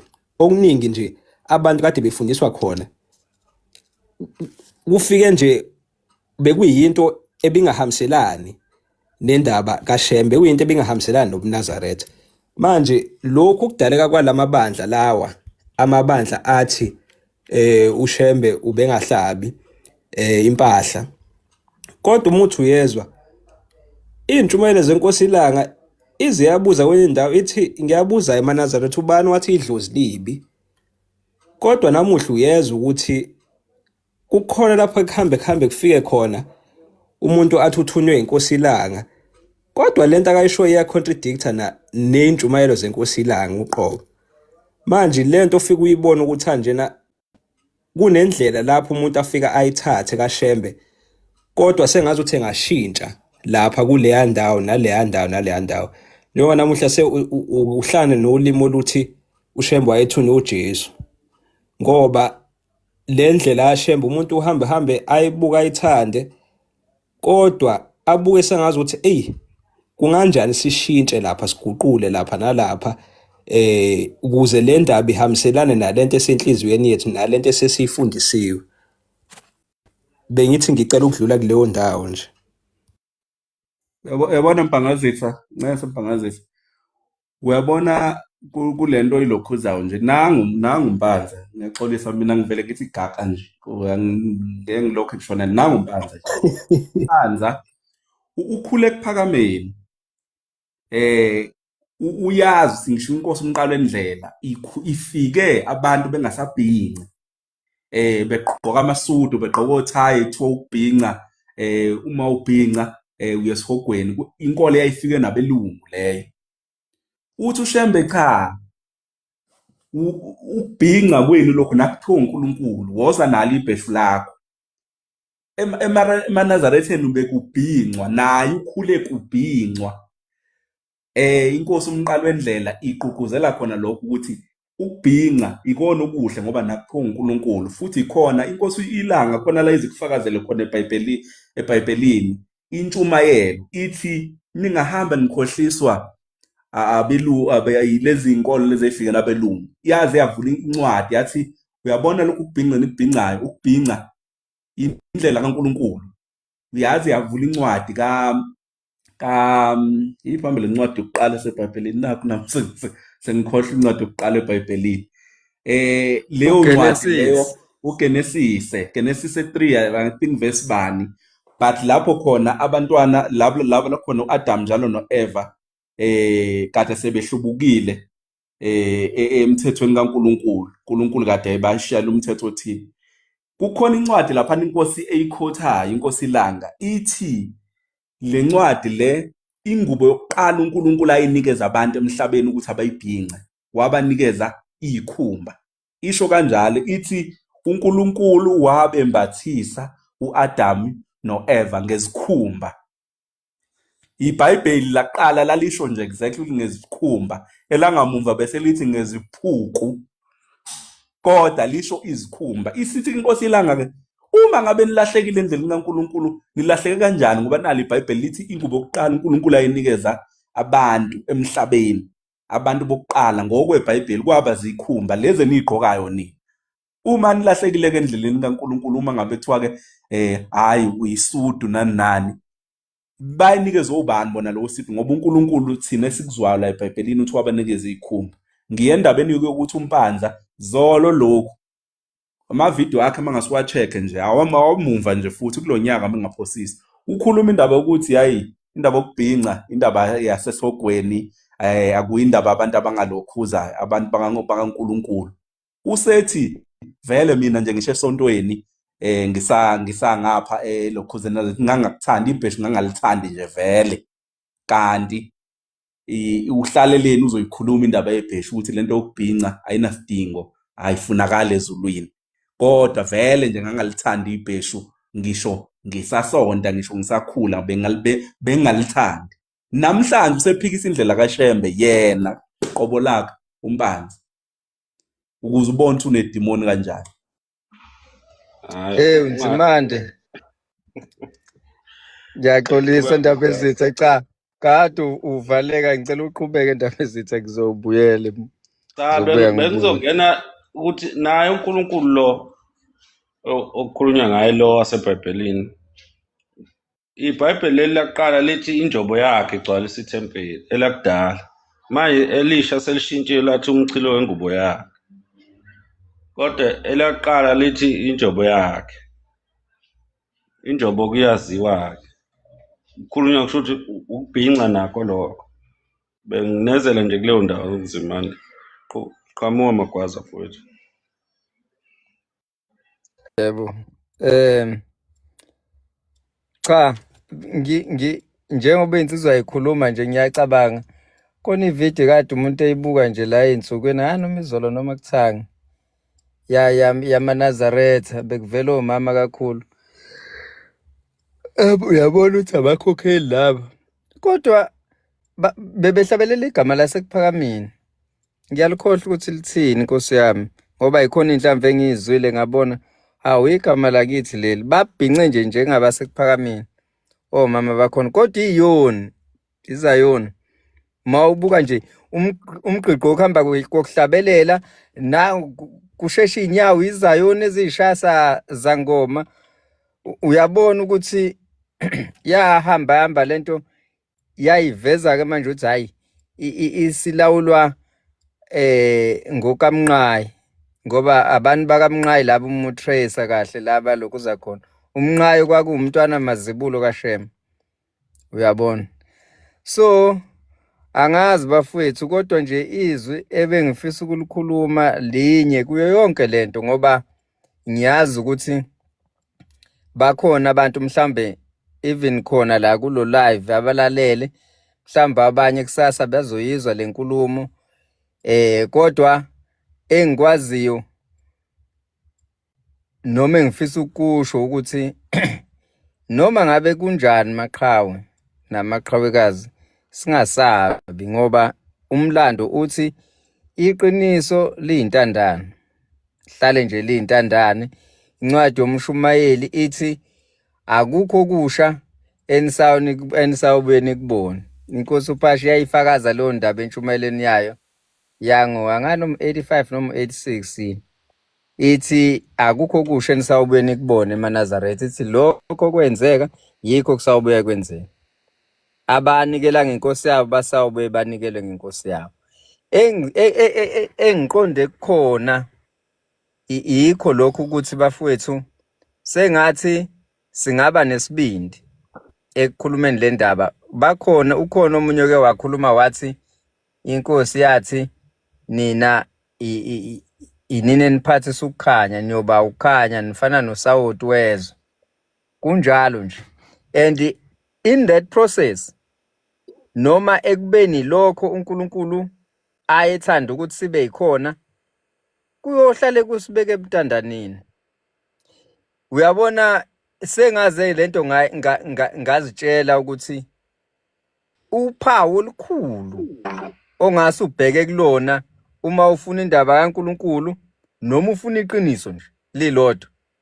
Uma ufica abantu bebabili noma kuthiwa kuyaliwa indawo ezimbili, buka lapha abancane khona uzofica khona iqiniso. Angazi into nje eyimvama lento kakhulu. Nakho namhlanje abantu bengakubulala ngendaba kaJesu, kodwa uma kuya ngokuba uJesu babembuka ngaleliso abambuka ngalo namhlanje, ngabe kwaba ne-world war. uJesu kodwa wabethelwa kwaPetru wamphika, kuthiwa wazi wathuka inhlamba wathi angimazi lo muntu, angisazi lesigebengu. Wamphika sekusondele lezo zikhathi, wagcina esale yedwa. Namhlanje wonke umuntu uthanda uJesu, wonke umuntu zibuza ukuthi onjani ke lo Jesu osethandwa wonke umuntu, ngoba ababe naye. Angisho ukuthi kwakukuhle noma mhlawumbe wayeJesu uNkulunkulu, cha, angikho lapho, kodwa ngithi ababe naye wangena yedwa esiphambanweni, ababili wabafica vele belenga. Uyabona ngani? Indaba yeqiniso ilapho nje, isemtandanini. Namhlanje angifuni ukukhuluma kakhulu ngoba uma ngathiwa shaya ibalo emphakathini wamaNazaretha, kuthi maqhamuka amaNazaretha kuthiwa awu imbijana nje ababili abathathu, kodwa kunamaNazaretha angagcwalisa istadium. Uyabona, kodwa engikushoyo ngithi qiniselani maqhawe, iqiniso lihamba ebunzimini, lihamba ebutandaneni, lihamba ulihamba njengoba isihlabelelo sisho sithi baba ngikulolu hambo losizinenyembezi. Ngaso sonke isikhathi uma nimele iqiniso nilimela kanzima.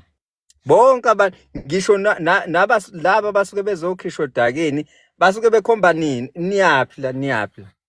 Uyabona, so bengifakaza nje kulokho insizwa ukuthi noma ngabe kukanjani kodwa umoya wobuqhawe ungashina ngesinye isikhathi. Ohlale nje le ndaba siyimele kanjalo ngoba simi eqinisweni. Iqiniso alinazihlwele. Lungile insizwa, ngisehla ngezansi. Kungena umdolomba la, kodwa kunosiso lapho. Bengithi kunento afuna ukuyisho usizo uyuza lo, hayi angimazi noma bengekho befuna ukukuveza. Kodwa mdolomba ungakhuluma, uzo-unmute asho uma sesifuna ukungena usisi lo lapha ezansi ekugcineni. Mdolomba mfowethu. Hayi, angibingelele maqhawe nabo bonke abakwi-panel bafuthu. Sesijana isikhathi, ngibekile indlebe ngoba izimnandi le indaba zasekuphakameni. Kwesinye isikhathi engathi ungabeka indlebe nje kubo abantwana benkosi besayibeka, ngoba njengoba nje niyibeka bafowethu.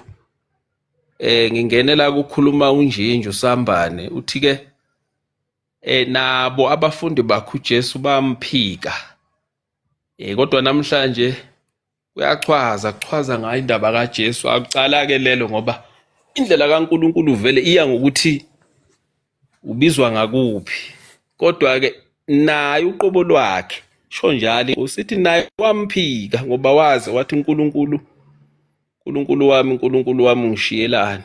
Uyabona, ukukhomba ukuthi kwase kukhona ungabazi kwase kukhona kulolu hambo ayeluhamba. Kodwa namhlanje izwe lonke linyakaza ngaye uJesu ke akucala ke lelo. Kodwa kunendaba engithi ngena ikhulunywa umpangazitha leyo ukuthi ike yakhona isikhathi esinjalo lapha ekuphakameni kufika laba abamasonto noma laba befika nje kuphakameni bebuza ngalo lolu hambo lokuthi cha siyabona impela uyagidwa kunjeya, kodwa uthini ngoJesu?Thi inkosi ngiyabona ukuthi kukhona laba befuna ukuthi basifake khona ngendaba yemvunge leyo ukuthi ke ukuze uphile la kumele wamukele uJesu nenkosi nomsindisi.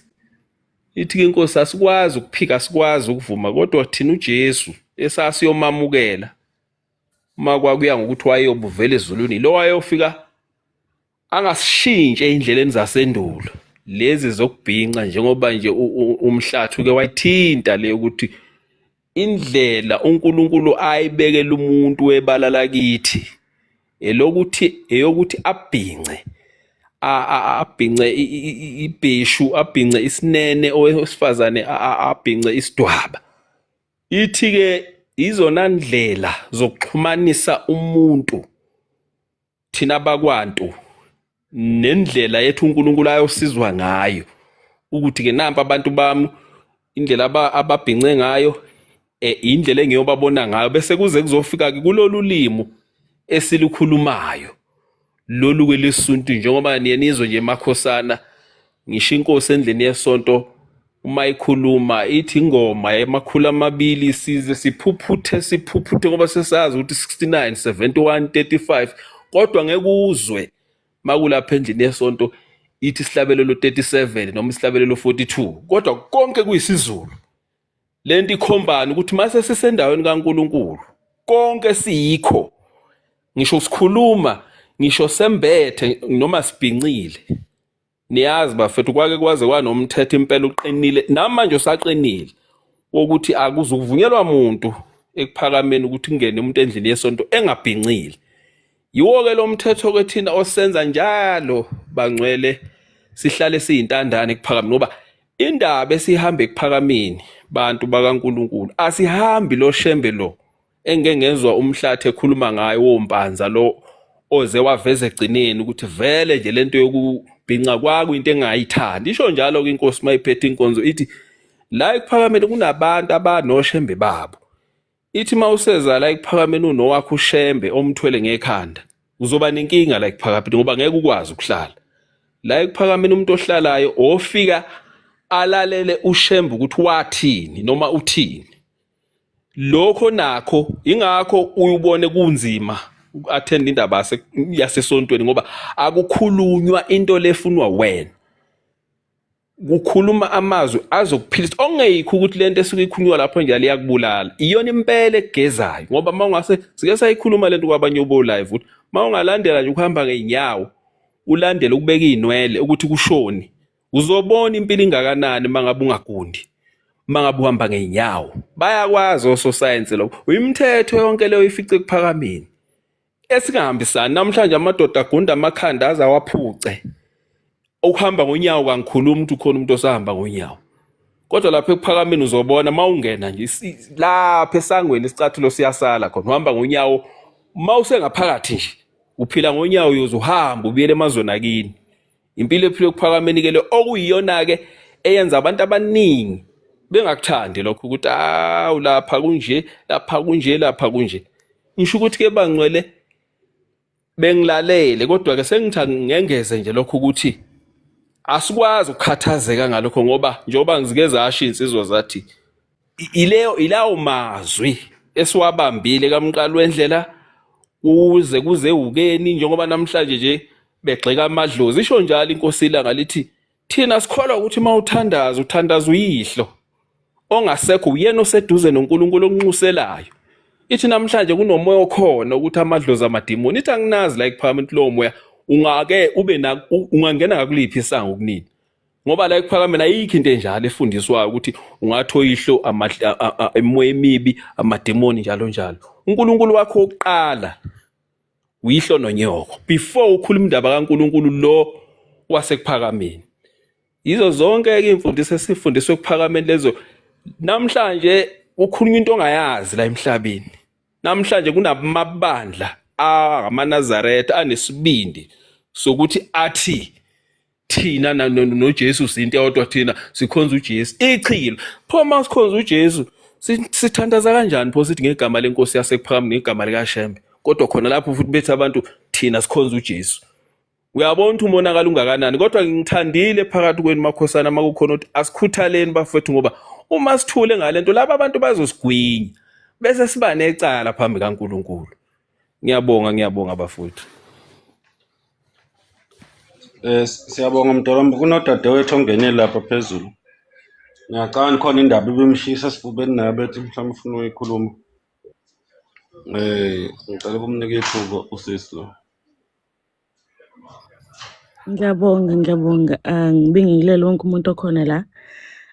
Mina nje bengena kuleya point, like, just to go back a little bit where you said that mhlambe kunabantu abathi ngeke bekwazi ukuthi bengene bebe amanazaretha ngoba amanazaretha ahlukene kaningi kanjena kanjeya. Futhi sizohamba ngakuphi.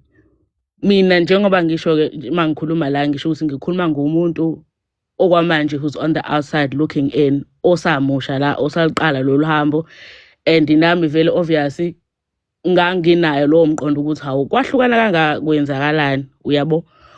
But into omele ube nayo as umuntu ukuthi umubheka throughout history la ekhona khona abantu, human beings, they've always been struggles power.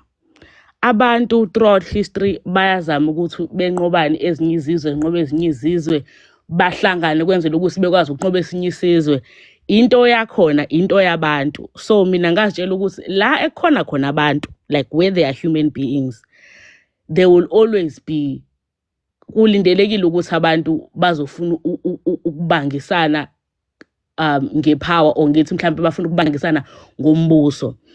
Into yabantu. So le nto ifuna ukuthi ube nomoya kaNkulunkulu so that you are able to discern uma usuphuma endleleni, like uma usuhamba endleleni ekungeyona. Ifuna ukuthi ungathi ungaba nomoya kaNkulunkulu uzokwazi ukubona kahle ukuthi okay la sengathi ngiyaduka, but uma umuntu obuthandayo ubuNazaretha, or that's been drawn to it like I have been for whatever reason, lento ukuthi kuhlukenwe ibandla lihlukene ayingakuthusi. Wena qonda straight to the source la kwaqala khona. Lokuthi kuhlukenwe, it mustn't scare you, it mustn't bother you, especially if you're from the outside, because la ekhona khona abantu bakhona abazofuna ukuthi babe ngaphezulu. And akusho ukuthi mhlambe you would find that even the people who break away or abahambe yabe indlela akusukuthi iqiniso abalazi, kuukuthi the thirst for power iyabehlula. It conquers them. Begcine bekuthi ngisho iqiniso sebelazi, umthetho sebewazi, bakhetha ukuthi bawuflathele so that they can attain power nangayiphi indlela. So makunomuntu nje oyifana, bengishilo ke namhlanje ngathi angisho lutho, angikhulumi, kodwa ngangishilo na last time ngathi nje ngendaba kaShemba kuthuleki, ingathi nje ungahlezi ukhuluma.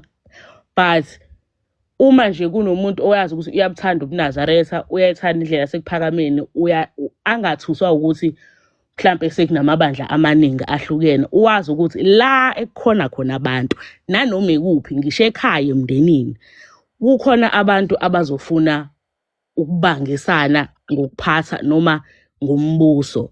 And sometimes abanye abantu leya angazi mhla angifuni ukuthi idemon, angazi ukuthi yini, I don't know if it's mhlambe kuyi-instinct noma kuyinto enjani, but abanye abantu iyabehlula. It just becomes too much for them. Begcina benza ngendlela abaziyo nabo ukuthi akuyona indlela ekufanele ukuthi benze ngayo, ngenxa yokuthi into yepower is just been there through humanity. So umuntu nje akathandazela ukuthi abe nomoya kaNkulunkulu, abe ne-discernment, akwazi ukuthi ahlale eqinisweni, ngoba nalabantu abasukile eqinisweni hayi ukuthi abalazi, bayalazi ukuthi nje the thirst for power iyaba overcome, iyaba overwhelm. Ngizoma lapho. Akukho nengingaku-eda lapho bafowethu mina. Nje mfowethu. Usakhona qha. Nami benginanela nje ngokuthiwa unkosazana ngathi. Ukhulumela kude again mfowethu, ukhulumela kude.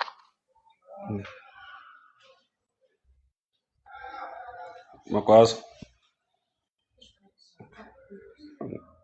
Ngiyazi nkosana nomshawe network.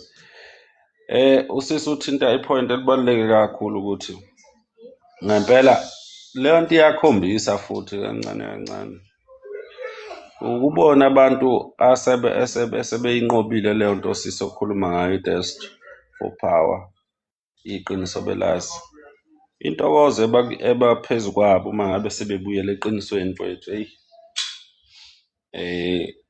ngeke ngigxile kakhulu kodwa siye sibone. Yabona uma ngabe befika lapha emzini kaNkulunkulu ekuphakameni, befuna ukubona ukuthi konje la iGetsemane lingaphi, igumbi lingaphi, kuthandazwa nini eparadisi lapha ekuphakameni, ngendlela ababa nalento yokuthi leli dimoni balinqobile namhlanje, namhlanje babuyela eqinisweni. Uyaye ubone ukuthi injabulo iba nkulu kanjani, nokuthi hawu kodwa nkulunkulu wami sengidunguze kangaka kodwa ebumnyameni ngize ngikuthole ukukhanya. Lokho-ke sikufisela abantwana bakaNkulunkulu ngayo yonke indlela. Angazi lo wasisi ngiphatha kabi lo lapha ezansi ngoba bengithi ufuna ukuphawula. Kodwa-ke yena ngicabanga ukuthi ulokhu engene ngalezi y'khathi sisakhuluma kakhulu ngendaba yeBhayibheli, nendaba yasekuphakameni neBhayibheli. Okuyi-topic esisazoyi-revisit-a kahle, sesiphethe kahle bafowethu ama-references ey'nkulumo zethu ukuze abantu bezohamba beziseshela nabo, njengoba iNkosi yasinika ukuthi sohamba siyofuna ulwazi kuphi nakuphi maqondana nendaba yeBhayibheli nendaba yeNkosi uJesu. Yathi asizibhekele thina. So leyo topic sisazoyivakashela, sisazo-prepare kahle for yona, sicacise kahle nenjongo yokuba khona kwayo iNkosi uJesu, nenjongo yokwakhiwa kwebandla leli lagcine lakheka uJesu waze akhanda ibandla yena. Izinto ey'njengalezo esizokhuluma ngazo ngesinye isikhathi, kodwa into ekuzofanele siyi-prepare, siqoqe konke iNkosi yasekuphakameni yasipha khona. iNkosi kuyayithi hambani niyoyifunela nani ulwazi, nanka ama-sources la nizothola khona, ukuze nibone ukuthi angisuseli nje nomaphi, noma ngizama ukona ukholo lweni, cha, hambani nani niyoyifunela. Izinto futhi lezi iNkosi engajwayele kakhulu ukuthi ikhulume nakhuzane, ijwayele ukuthi ikhulume enkonzweni yabantwana, yenzela ukuthi abantwana bekwazi ukuthi bezenzele i-research yabo ngendaba yenkolo. Mase-ke kube ukuthi kuze bengeze ukuba conquered njalo ilento ila bantu abafundisa kakhulu ngenkolo, noma beba nakho ukufisa ukwazi ngenkolo, kube ukuthi lento bayizwile ekuphakameni, bengafiki sebefundiswa yilabo, ngoba baningi abantwana abahamba begwinywa izinto ngokungazi ngoba balitholanga ithuba lokuthi befundiseke kahle. Ephakameni kuba nenkonzo yabantwana kanjalo, i-very deep nje kakhulu, ifundisa ngezinto ey'ningi. Bafethu, angazi bengifisa ukubonga ngokuhlangana kwethu. Ngicabanga ukuthi bafethu inkulumo yethu izwakele. Uma ngabe kukhona abantu esibone umoya ngalokhu, ngizwile uNzimande la ushilo wathi yena indaba uyibeka injengoba injalo, ngalokhu eshona le nale. Uma kuwumpanzi uthi umpanzi. Siyacela ukuthi labo uma ngabe khona esibonile umoya, siyaxolisa kakhulu bafowethu. Inhloso ukukhuluma iqiniso linjengoba linjalo, kwenye inkathi libuhlungu-ke uma selikhuluma lizozwela. Sixolise kakhulu kulabo, kodwa ngeke siliyeke ukulikhuluma.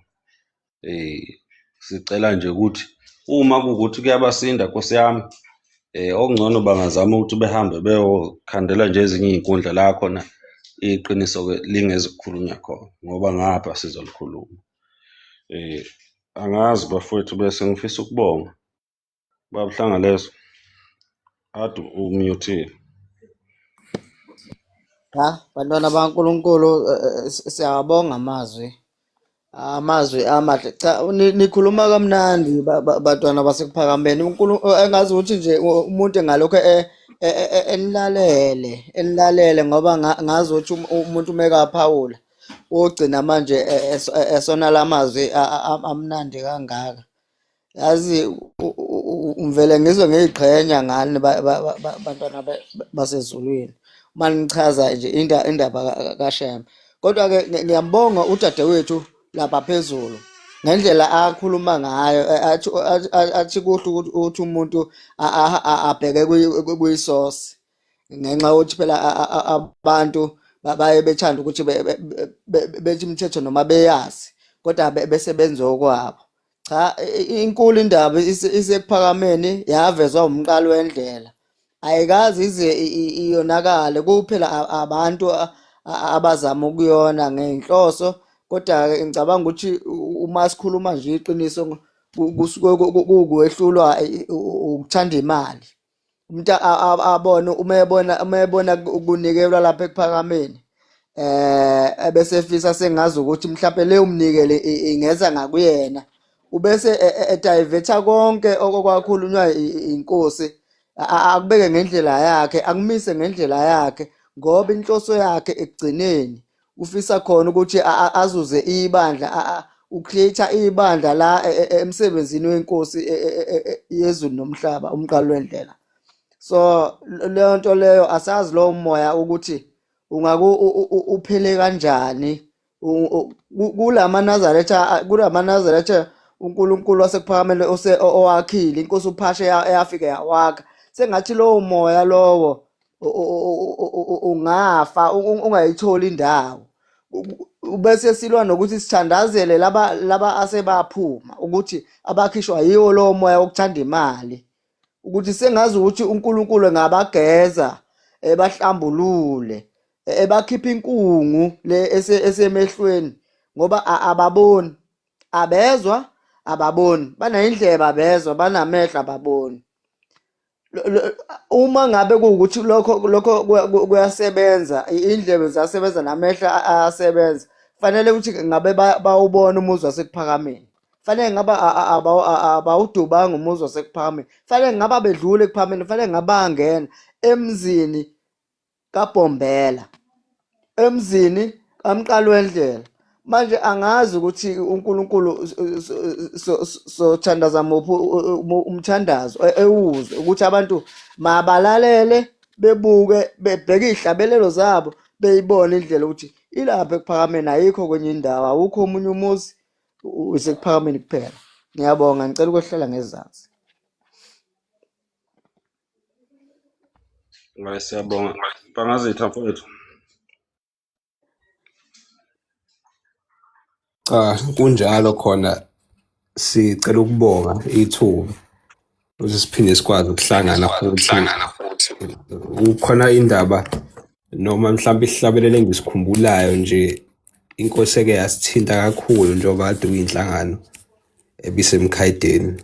Ihlabelelo lesi indaba yenkawu nali izinyane lenkawu leli elacela ukuthi inkosi yasekuphakameni lihawukele.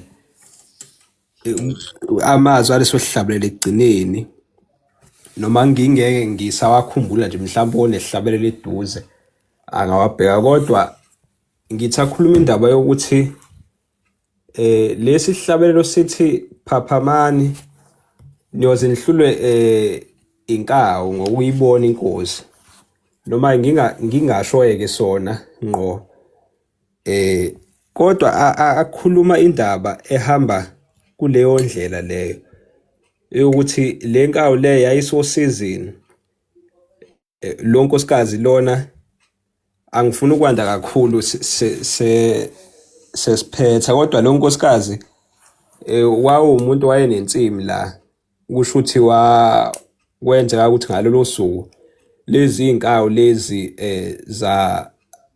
ngiyalibala ukuthi zathatha izithombo mangaphosisi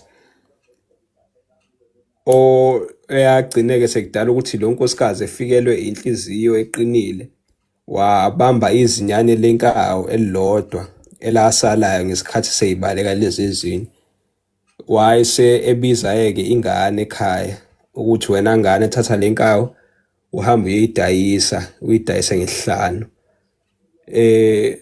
angisazi noma wathi 5 ya impela njalo kodwa-ke uthi le ngane ayithathe le nkawu leli zinyane lelihambe liyoyidayisa ngoba wayefikelwe inhliziyo ebuhlungu ukuthi umsebenzi wakhe omngaka usuzomosheka nje kanjalo. Le nkawu lena asazi ukuthi la mehlo eyokubona inkosi yayiwathathephi kodwa nje engikukhulumayo ukuthi iyacela ukuhawukelwa nayo. Yathi Shembe ndodana kaMayikisa ngihawukele nami. Manje ngisho ukuthi kanjena-ke nathi sengathi lingafika lelo langa njengoba inkosi yaseKuphameni ibisho nje kule nhlangano ukuthi sengathi nathi lelo langa lokubona uShembe sengazi ukuthi kanjena lingasifica nathi lawa amehlo lawo alenkawu le khulunywa ngayo kulesi sihlabelelo sengathi nathi engakwazi ukusifica ngelinye ilanga nabantu nje bakithi ngoba indaba kaNkulunkulu indaba yawo wonke umuntu indaba ethinta wonke umuntu njengoba lisho izwi ukuthi liyamema bonke abantu. Manje-ke siyafisa noma ukuthi uNkulunkulu labo akathandayo ukubamema abameme nabo bememeke futhi ngoba mhlambe enye into umuntu ahambe ekumele ayicacise kahle leyo ukuthi uNkulunkulu sengazi ukuthi ngamema abantu akathandayo ukubamema kanjalo nabo abathandayo ukusondela kuNkulunkulu ngoba kwesinye isikhathi indaba kaNkulunkulu uyayikhuluma nomunye umuntu kodwa uthola ukuthi lo muntu akanayo i-interest kahle kule ndaba kaNkulunkulu usengazi ukuthi uthola ukuthi unama-conditions ukuthi noma uNkulunkulu engibiza kodwa nginalama-conditions ukuthi ngizoya kuyena only uma kunje amleke yena olayini ukuthi nansi imigqa yami. Kube khona izathu nje zokuthi ayi uma kukhona lokhu nalokhu lo nkulunkulu ngizoqhela kuyena.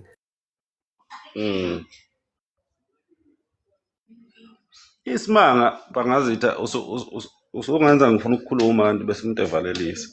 Isimanga indaba kaShembe. Uma umfundisi uNgubane ezofika ePhakameni wafika ehamba nomuntu ogulayo.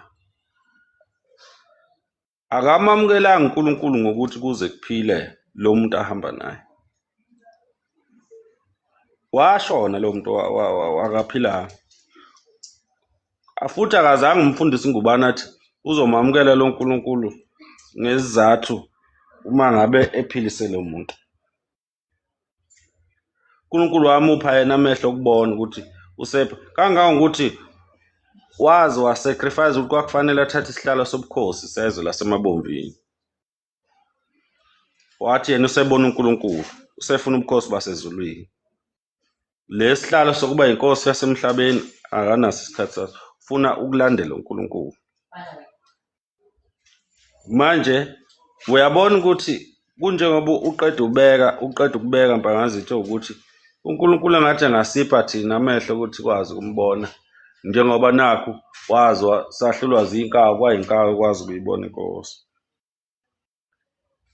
Singabi labantu khona ngempela enye insizwe sanda kusho la ku-live kulabo live abadlule yathi yona cha bazoke bemeke bona ke bebuka ukuthi uhlanganwa nini kade ubake bekwazi ukuthi belandele uNazaretha.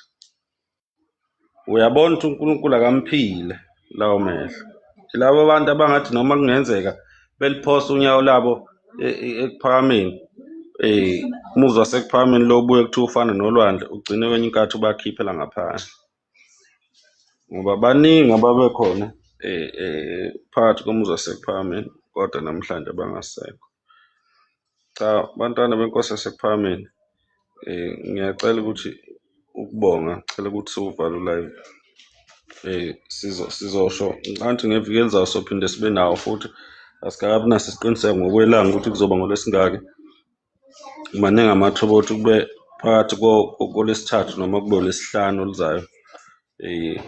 Kodwa sizokhipha ipost esho ukuthi uzoba ngolesingaki ulive olandelayo phakathi kwalesithathu noma olesihlanu ngoba ngesonto sisuke siye practicing yomgidi nangolesibili nangolesine.